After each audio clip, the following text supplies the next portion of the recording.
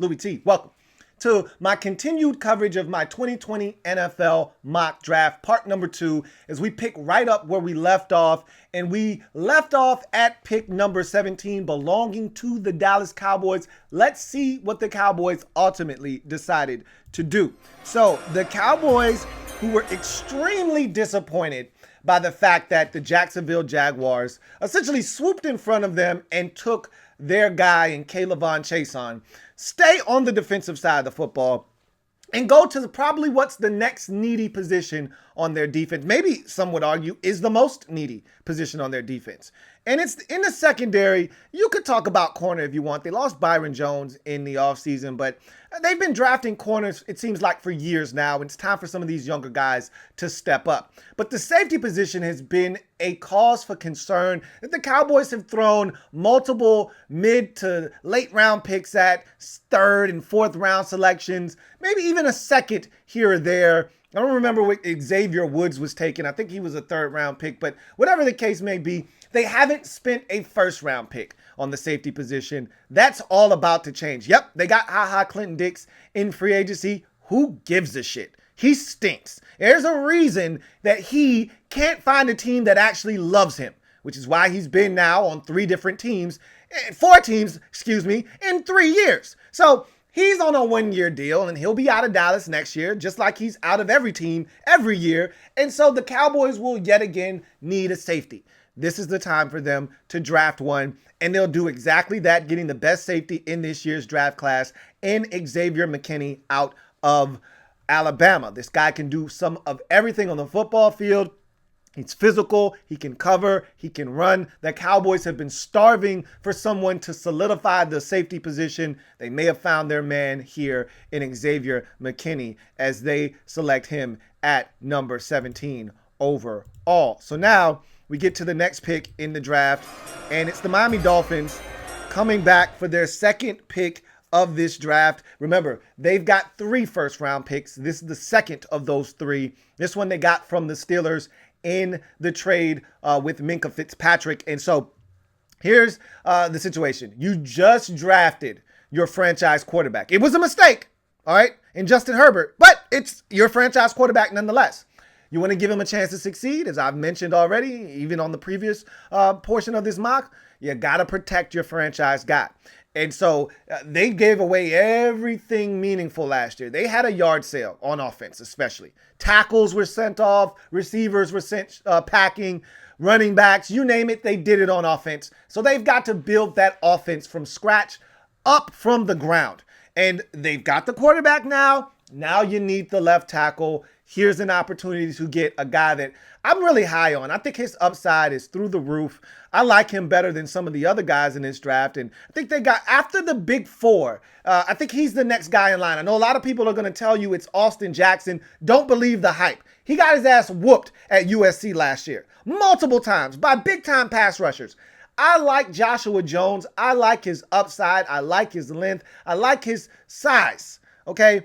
I think this is a guy that is athletically gifted. I think he's got a chance to grow some more, grow into his frame. I think he's got a chance to be really good in this league. And so I like this spot for him here at 18. And I think the Dolphins do as well, which is why they make the selection and make Joshua Jones their selection at number 18 overall. So now we continue on in the draft as the Dolphins make their pick, and we get to number 19 in this draft. And, look at that. We got a trade. All right, so our second trade of this mock draft takes place. And so here we go. Somebody's coming up, all right? Somebody's coming up for old Jordan Love, one of my favorite quarterbacks in this draft class, my number 3 rated quarterback. And so the Raiders, let's explain it. I'm going to keep you in suspense, so bear with me. All right, so the Raiders are desperate to get out. My man, Michael Mayock, is thirsty for a second-round pick. He's hurting over there, man. He's like, God damn, I don't have a second-round pick. I can't take it. So Mike is wheeling and dealing. He's picking up the phone. He's calling everybody. He's trying to figure out who wants to take number 19 off of his hands. And all of a sudden, the Eagles say, hey, I do, ooh, me. And the Raiders say, hey, hold on now. You sure you want to do this? They're like, yes, yes, yes, yes. I need number 19. So the Raiders were all set to hand over 19 to the Philadelphia Eagles, who wanted to jump in front of Jacksonville to get their guy, Justin Jefferson. And then in the 23rd hour, right before the deal was going to be struck, the New Orleans Saints get on the phone and Sean Payton says, hold your horses. That's my guy. I got to come and get him, and I'm going to come and get him right now. And so the New Orleans Saints jump all the way from 24 up to 19 in Patrick Mahomes fashion to get their quarterback of the future. And I know some of you are saying, what about Taysom Hill? What about Taysom Hill? Okay. Taysom Hill is the equivalent of the side piece. Okay. Sean Payton has been stringing this poor man along, and he's been telling him how much he loves him. And he's told him, you know what? I'm going to leave my starting quarterback. I'm going to leave Drew Brees for you. All right. And so at the beginning, Taysom Hill was just excited to be a part of the team. And he was just excited. He would do anything for Sean Payton. He would be his personal protector. He would be the tight end. He would be the fullback. He'd come in, run some wildcat. He would do everything. Sort of like your side piece at the very beginning when they're just happy to be involved. But then as feelings get involved and you get a little bit later into the stages of your relationship, they say, you know what? I want to be claimed. I want to be Mrs. I need you to leave that other person and come be with me. And Sean Payton's like, hey, remember I said I was going to do that, man. Relax. I'm a leaver. I'm telling you, I got some things working. I got this. And now you look up Taysom Hill, who's 30. Don't forget. He's old, man. He's not a spring chicken. He's 30 damn years old, who also, to me, still struggles to throw the football. He's worked tirelessly at it. He's gotten better, but he's still got a long way to go. Sean Payton looks at him and says, man, I'm going to keep you here. And what do you say to the side piece that to keep them around? What do you tell them? I love you. I'm going to leave them for you. All along in Sean Payton's maniacal brain of his, he's saying, I'm going to slap this restricted tender on him so nobody else signs him. I'm going to keep playing his ass at tight end, at wingback, at fullback, at personal protector, and I'm going to use him as my wildcat quarterback. And all the while, I'm going to go get Jordan Love, who I see is the next Patrick Mahomes to take this league by storm. I'm going to groom his ass up 1 year behind Drew Brees, and then he'll be ready to jump in there. And then, you know what? If Taysom's mad at that point, if he wants to slash my tires and he realizes I'm not leaving my wife for him, guess what? He can take his ass up the road somewhere else. But at that point, I would have gotten everything I needed out of Taysom Hill, and we would have run its course, and now I got my guy, Jordan Love. And so the New Orleans Saints get their man, Jordan Love, is the new quarterback of the New Orleans Saints when Drew Brees, who from all intents and purposes has said, this is it. This is it. His last year in Orleans. This is it. And now you got Jordan Love, and you're ready to make that seamless transition from NFC South champs to, NFC champs, just like the Chiefs did. We'll see if it works, but that's the thought process behind this move. So we got ourselves a trade there, and we see the Saints come up and get their QB. So that leaves us to the next team in the draft, and as I just mentioned, the Jacksonville Jaguars did exactly what the Eagles thought they were going to do and feared that they were going to do, which is take wide receiver Justin Jefferson out of LSU. Yeah, they're moving on up to the east side. They got Justin Jefferson. Why? They just released Marquise Lee. All right, so you go from one really solid slot receiver and when healthy, one of the better slot receivers in the league, to the best slot receiver in the entire draft. So the Jaguars take Justin Jefferson and pair him with yet another emerging LSU wide receiver. And so now all of a sudden, you got some really good stuff out there. D.D. Westbrook and Justin Jefferson. And as I mentioned, the other LSU wide receivers they took in the first round a few years ago. And it's all starting to come, or was that the second round? Whatever. It's all starting to come together for young Gardner Minshew and that Jacksonville Jaguars offense. Do they have a couple of other things they got to iron out? Sure. They want to trade Yannick Ngakoue. Yeah, they want to trade, it seems like, Leonard Fournette. They'll figure all of this stuff out. But in the meantime, let's get some weapons for Gardner Minshew, all right, while we're trying to figure some of this stuff out. And so Justin Jefferson, one of the best receivers in this draft. Jacksonville's pretty damn fortunate. When they released Marquise Lee, they had Justin Jefferson in mind. I don't know if they thought they were going to get their hands on him or not, but here they are. Here he is, and it's a match made in heaven. They get their guy, and the Eagles are pretty damn pissed, if I may say so myself. As we move on to the aforementioned Philadelphia Eagles, look, sometimes you got to put your big boy pants on, and you got to suck it up. Now, I will say this. If the Eagles, because at the back end of the draft, I know that teams want to get out. The Seahawks want to get out. We'll talk about that when we get to their pick. I don't think the Ravens are opposed to getting out.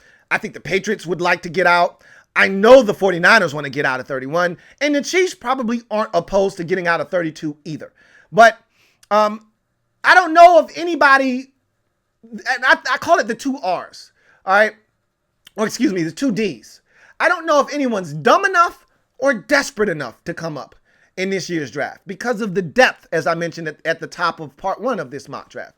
And so the Eagles are one of those teams that if they get Justin Jefferson, I could see them doubling back because we all know Howie Roseman ain't never been scared, all right? He ain't never scared, all right, to come up in the draft. He'll give away 3-4 picks, only end up with 4 or 5 players. Howie don't give a shit. All right. Howie feels like I got talent. I'm good. And if I add 4 more really talented players, I'm good with that. I don't need 8, 9 guys like Seattle needs 10, 12 guys every draft. Howie's like, if I get 5 really good dudes, I'm good. I don't need 8 or 9. So Howie has no problems. If they get Justin Jefferson, I wouldn't be shocked to see them jump in front of Baltimore or jump in front of one of these teams. Trade with Seattle, who always wants to get out, to come back up and get a linebacker. But because Justin Jefferson, the guy that they coveted all along, isn't there, they're going to wait on receiver because there are plenty of options. There are plenty of options and receivers in the sea in this draft. So they say, you know what? Let's get something elite. We got a chance to get the guy that we perceive to be the best linebacker in this draft. And so they do that. A guy that's a leader, a guy that's an athlete, a guy that's everything you're looking for, and then some in Kenneth Murray, linebacker out of Oklahoma. Eagles make him the selection, and they're really happy because the Eagles have said this offseason. They want to get faster, not just at receiver, which we know they struggled with speed at receiver with all the injuries last year, but they want to get faster as a team. And that means on defense and on offense. And Kenneth Murray, at the linebacker position, gets this team faster immediately at a position of need at linebacker. And so that's the pick here for the Philadelphia Eagles. As we move on in the draft to the next selection, and it's the Minnesota Vikings. And the Vikings do what the Vikings do, all right? What they've done over the entire Mike Zimmer administration is draft first-round corners. It's what they do. It's almost like a Geico commercial, all right? It's what they do, okay? And so this makes a ton of sense. They got ravaged in free agency, all right? Cincinnati took one of their corners. Did Cincinnati take 2 of their corners? I know they lost one of their nickels. I know they lost Trey Wayans. And so they lost some stuff. They released Xavier Rhodes. It's a new day at the cornerback position for the Minnesota Vikings. Now, they got some young boys that they think could be talented for them. A couple of ex-Texas Longhorns and Boyd and I forgot the other one's name, but they got a couple of youngins out of Texas that they think Holton Hill is the other one. And so they got some young boys that they feel like may be able to play for them. But, and remember they drafted the UCF kid too, a draft or 2 ago. At the end of the day, Mike Zimmer always wants a first-round corner. That's never going to change. And Jaylon Johnson fits the mold of a Minnesota Vikings corner. He's aggressive. He's physical. He doesn't mind pressing. He can run. He trusts his speed, even though it's a hit or miss. I've seen guys run by Jaylon Johnson. However, he's everything the Minnesota Vikings are looking for. And because of that, they pulled the trigger. Do the Vikings need a receiver? You damn right they do after trading away Stephon Diggs. But guess what? They got 2 first-round picks. They'll be back on the clock here shortly. And you already know what they're going to do with that next pick. But here, they wanted to get the corner out of the way. They did in Jaylon Johnson. And so we progress. All right, so we get to the next team in this draft and talk about what I think they're ultimately going to do. And that is the New England Patriots. Now, I talked about this Patriots football team and what they possibly want to do. And I think they're not opposed to getting out here. If they find a trade partner, Belichick's always been, much like the Seattle Seahawks, one of those guys that unless he identifies someone as an elite prospect that fits his system and everything that he wants, generally, he wants to throw more darts at the dartboard. The more opportunities, the more darts you give him, the more opportunities he gets to throw it to try to hit the bullseye. He prefer to do that. But when you got a chance to take a guy and really, this for me with the Patriots, if they don't get out, Zach Bond, linebacker out of Wisconsin, is the pick. And it's really simple for me. All right, he's white, Samoan, or of some kind of other ethnicity other than black. And essentially, Zach Bond, for all intents and purposes, looks like he's mixed. But he's probably white. And talented, white, in New England, it just makes sense, okay? And he's mixed with something. I don't know. He's not all the way white, but, hey, he classifies for white. And in New England, that's all you need, personally. And so he's talented. He's one of the best edge rushers in this draft. When you watch him, he can drop into coverage. He's comfortable in space. He's everything the Patriots look for when they look for defenders. Talented, multifaceted, diverse, can do multiple things. They lost Kyle Van Noy. Guess what? They replace him with a Zach Bond. Now, those skill sets aren't absolutely the same, but it's the same premise. He's going to come in, do 87 different things, and he's going to fit right in. And so, Zach Bond's the pick here for the New England Patriots at 23, and he's going to be a damn good football player in that Bill Belichick system. So we move right along to the next pick in this draft, and it's I wanted to say Oakland Raiders, but it's not Oakland anymore. It's the Las Vegas, Raiders. Now, look, they traded back with the New Orleans Saints. Mike Mayock got his coveted second-round pick and then some for moving back and allowing them to come up and get Jordan Love. And essentially what he did here was he freed up an opportunity for him to do what they love to do. They love Clemson players. Absolutely love them.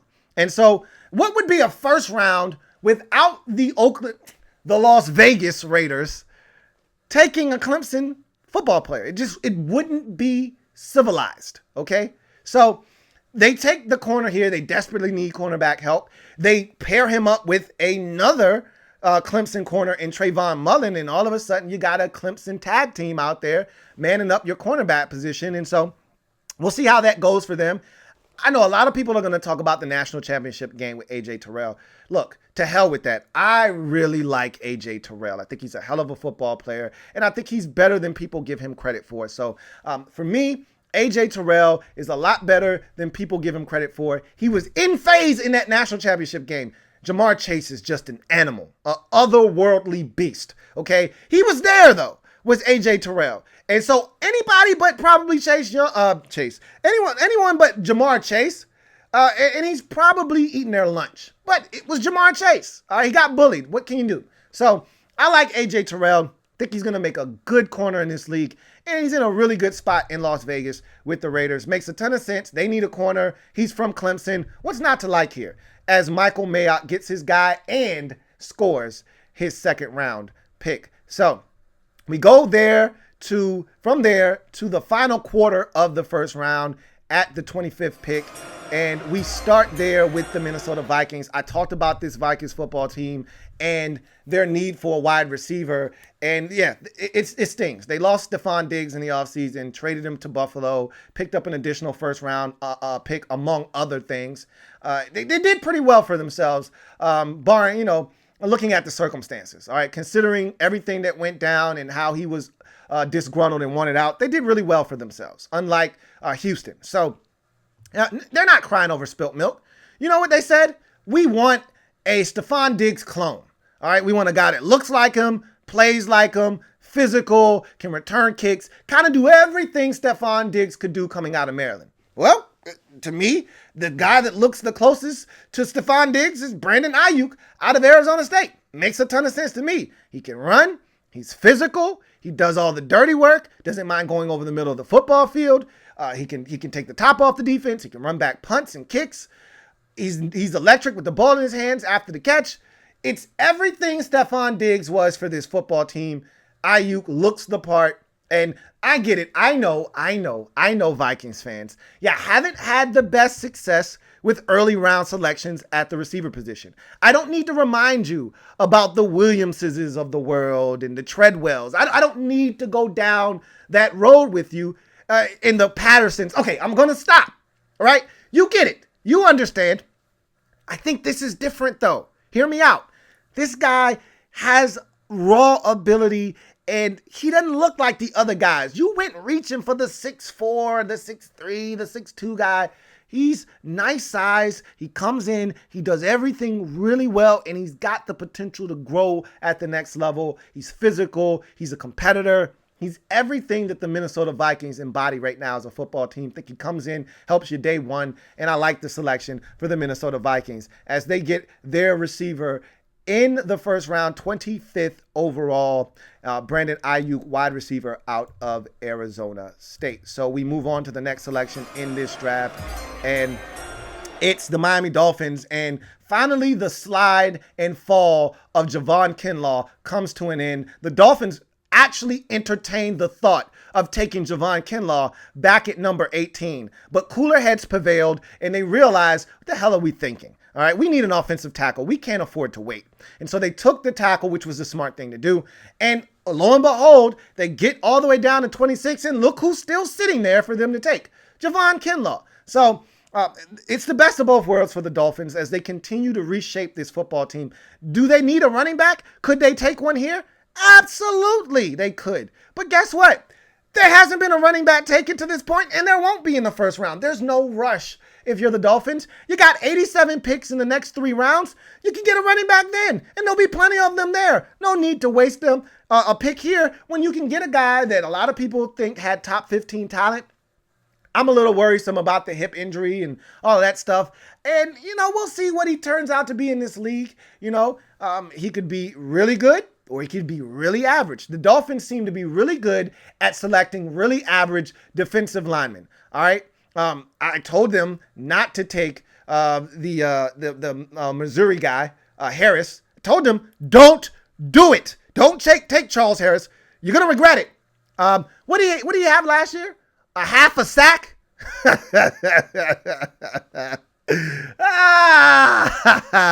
I told you bastards and you didn't listen. Anyway, Javon Kinlaw is a guy that comes in. You pair him with the defensive tackle you took last year out of Clemson. And all of a sudden now, you got some really fearsome interior rushers. You add some guys. Taco Charlton wasn't all that bad last year, all right? And so you pair him up with Taco Charlton, and maybe you get another guy that can rush the passer because Charles Harris ain't it. Told your ass he wasn't it when you took him, and you had to learn the hard way. So now maybe you get another guy later in the draft that can rush the passer, and all of a sudden now, it looks really scary up front with all of the guys that you've added and Kyle Van Noy and all the other guys that you've added via free agency. And then now you got 2 corners on the outside, maybe the 2 best corners in terms of a tag team in this league. When you think about Xavier Howard and now Byron Jones, it could get really scary out there in Miami if you can get some pass rush, and Javon Kinlaw is going to help you with that a little bit. And I think if you can get you another edge rusher, later on in the draft, you might really be able to start cooking with a little bit of grease there, man. So like this pick for the Dolphins, and it's actually really good value considering that Javon Kinlaw was considered a top 15 prospect in this draft. To get him here at 26, I think the Dolphins feel really fortunate. And again, it was a guy that they thought about taking sooner in the draft, and they did the right thing taking the tackle and getting that out of the way, and he's still here. So good for the Miami Dolphins. As we move on in this draft to the next player on the board, and it's the Seattle Seahawks. And look, for the life of me, will everyone please band together and help me? Join me, your man Louie T, in the fight to keep the Seattle Seahawks from trading back in the goddamn first round. Stop letting these bastards accumulate 12 and 13 picks in the draft. John Schneider is the master of trading back. We have to bring this shit to a stop. All right, we have to bring this to a screeching halt. This is the year to do it. There's enough depth in this draft that you don't feel the urge to trade back up and give him what he wants. He wants out. He doesn't care if he has a first round pick. Don't let him get out. I think every year since 2012, John Schneider has traded back in the first round. This shit has to stop, and it stops this year. Don't let him out. Now, if the Eagles get Justin Jefferson in the first round, I got a sneaky suspicion that those bastards will trade back into this pick right here and come back to get a linebacker. All right, either one that's left, whether it's Patrick Queen or if it's the one that they ultimately took in Kenneth Murray. Look, at the end of the day, I'm all about forcing Seattle to keep their ass at 27. And if they stay at 27, Yetur Gross-Matos is the pick for them. He looks the part of a Seattle Seahawks rusher. He's long, he's athletic, he's raw. There's a lot that he still has to learn and put together. But we said the same thing about Frank Clark when he came into the league, and look what he ultimately turned into.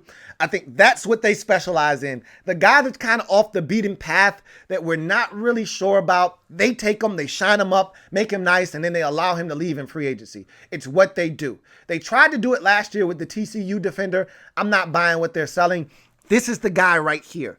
You lose Jadeveon Clowney in free agency, had no intentions of re-signing him. This is the guy that replaces Jadeveon Clowney, gives you some pressure off the edge, something you desperately need, and I think he just fits in Seattle. As I mentioned, they do a really good job of developing talent.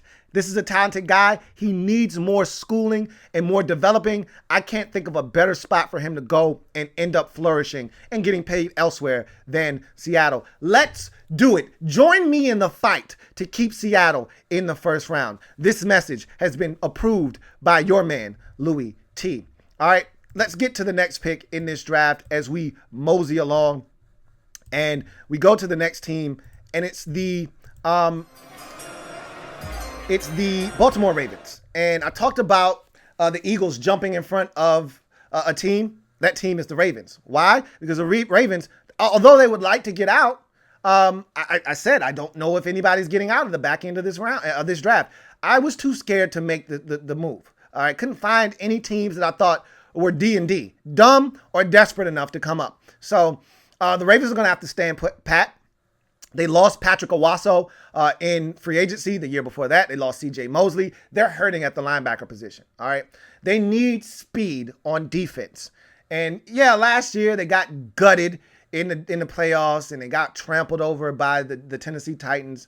Some of that was due to the fact that they didn't have enough team speed. Some of it was the fact that they just need to get a little bit tougher up front. Either way, Patrick Queen, to me, is the selection here.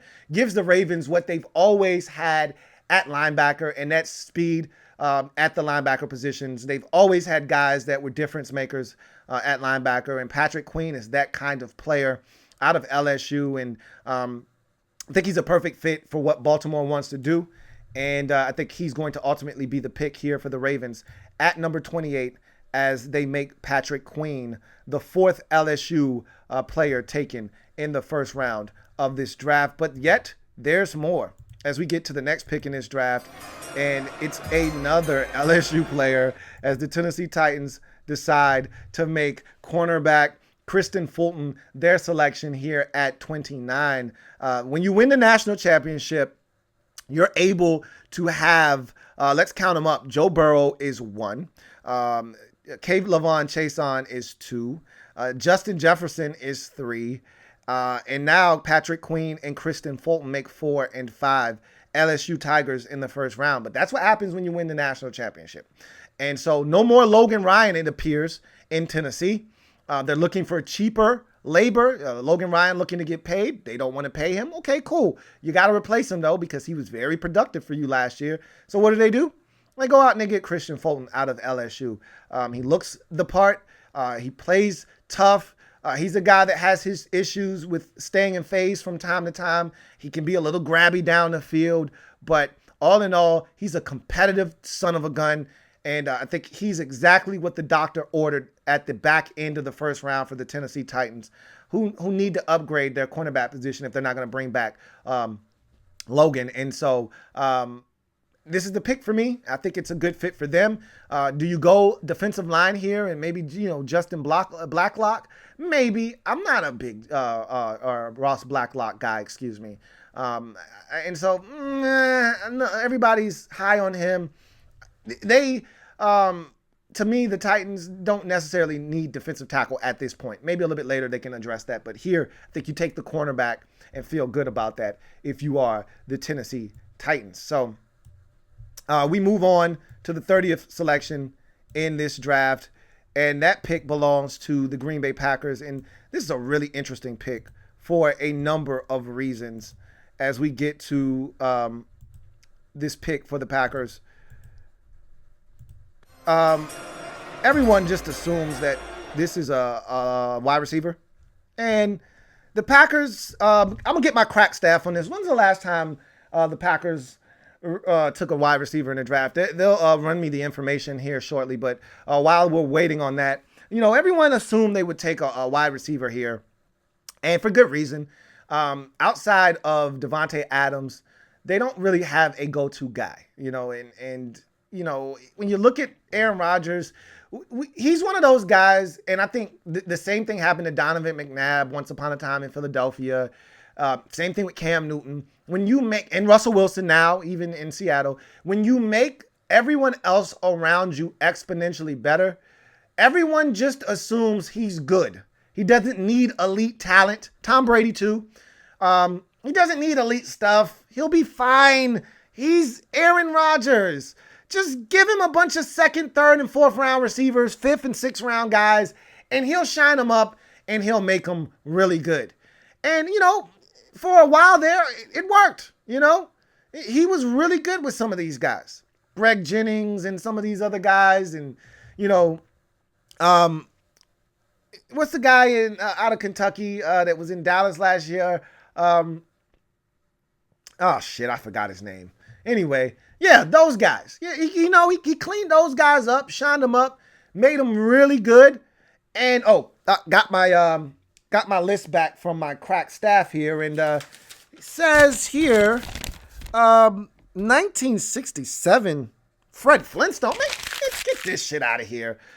They haven't. What he's crack staff is trying to say is they haven't selected a wide receiver since the Stone Age in the first round. They don't do that in Green Bay.